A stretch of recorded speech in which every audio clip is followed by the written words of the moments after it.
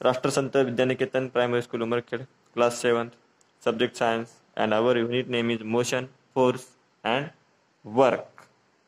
Acceleration. Acceleration म्हणजे काय होते? त्वरण. In the previous example, the truck covered the distance AB at the velocity of 60 km per hour, BC at 30 kilometers per hour, and CD at 40 km per hour. It means that the velocity for the distance CD is greater than the velocity for the distance BC. From the number of seconds required for the change in velocity to take place, the change in velocity per second can be deduced. This is called acceleration. What is the cause of acceleration? मागील उदाहरणामध्ये आपण बघितलेलं आहे की ट्रकने AB हे अंतर 60 kilometre प्रति तास इतक्या वेगाने आणि BC हे अंतर 30 किलोमीटर प्रति तास इतक्या वेगाने पार केले आणि CD हे अंतर 40 किलोमीटर प्रति तास या वेगाने पार केले. म्हणजे BC या अंतरासाठीच्या वेगापेक्षा CD या अंतरासाठीचा वेग जास्त आहे.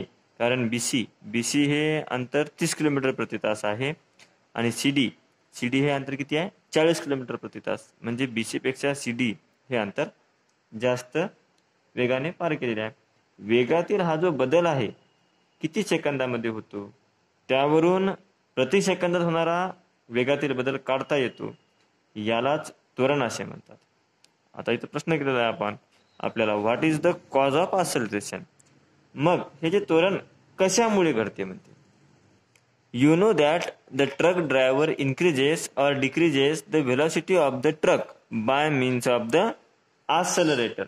म्हणजे तुम्हाला हे माहित आहे की ट्रकचा चालक त्वरकाचा म्हणजे ॲक्सेलरेटर आपण म्हणतो ना, गाडीचं ॲक्सेलरेशन करण्यासाठी ॲक्सेलरेटरचा वापर करतो, म्हणजे त्याला त्वरकाचा वापर आपण असं म्हटलेलं आहे.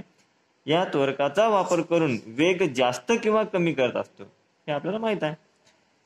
You might have seen toy car that runs on a clockwork spring.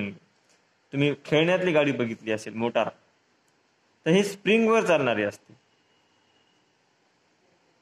When it is released or a flat floor, after winding up the spring, it goes in a straight line.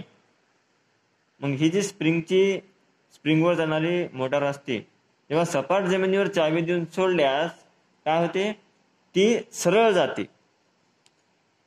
परंतु एका बाजूने धक्का दिल्यास दिशा बदलून ती पुढेही जाते. If it collides into a wall it stop. आणि पुढे भिंतीला धडकल्यास काय होते? ती थांबते. It means that its velocity changes. म्हणजे याचा अर्थ काय होते? तर तिच्या वेगात बदल होत असते. How did this change take place. मग हा बदल कसा घडतो?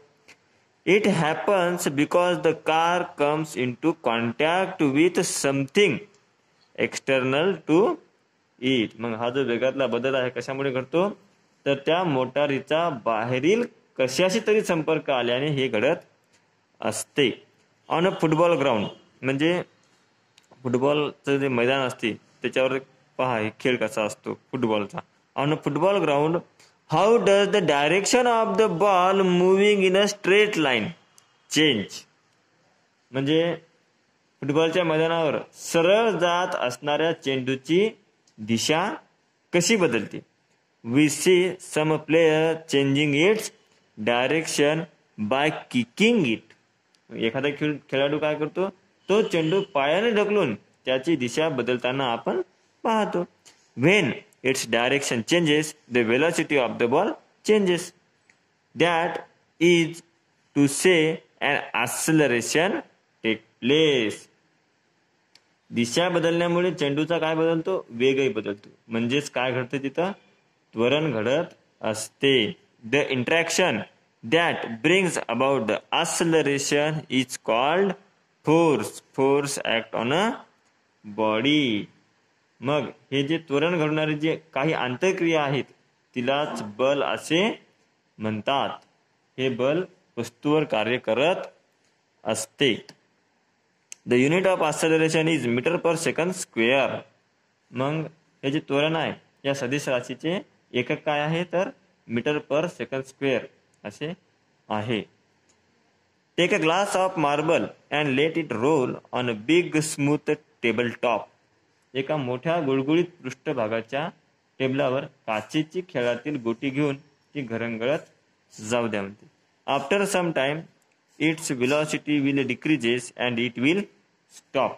काही वेळानं काय होईल तर ती गोटी घरंगळत जाऊ द्या आणि काही वेळानंतर काय होईल ती गोटीचा वेग जे आहे ते मंदावेल म्हणजे ते कमी कमी होत जाईल व थोड्या वेळानं काय होईल ती थांबेल. On a carrom board to the carrom coin push by a striker will move forward some distance and then come to a stop. Carrom board आपण सर्वच खेळतो तर त्याच्यामध्ये काय करतो आपण स्ट्रायकरने एका गोटीला म्हणजे तिला सोंगटी म्हणतो आपण त्या स्ट्रायकरने आपण त्या सोंगटीला सुद्धा अशीच पुढे जाऊन थांबेल. If the coin is push after applying talcum powder to the carom board it will keep moving for a longer time and then come to a stop. Carrom बोर्डवर पावडर टाकून सोंगटी ढकलल्यास ती जास्त काळ पुढे जात राहील व नंतर काय होईल थांबेल.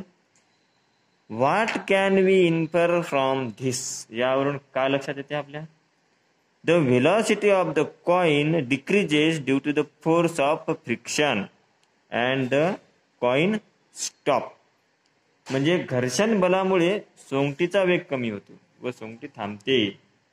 If the friction between the carrom board and the coin is reduce the coin keep moving for a longer time. मग काय होईल तर कॅरम बोर्ड आणि ते सोंगटी याच्यामधील घर्षण कमी केले तर ती सोंगटी अधिक काळ चालत राहते. It would means that if no force of friction is acting on a moving body it will keep on moving with a contact velocity.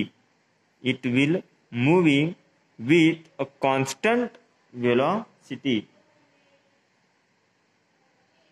म्हणजे घर्षण बलामुळे काय झालं तर सोंगटीचा वेग कमी होतो व सोंगटी थांबते.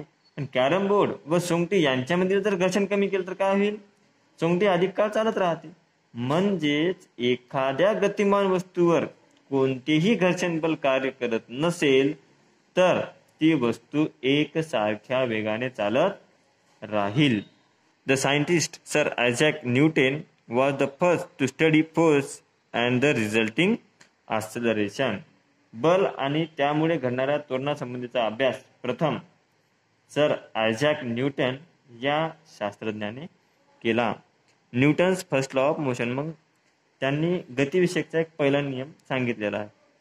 If no force is acting on a body its velocity does not change. That is the body does not ॲक्सेलरेट.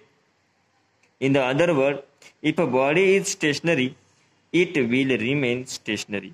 If it is in motion it will continue moving with the same velocity and in the same direction.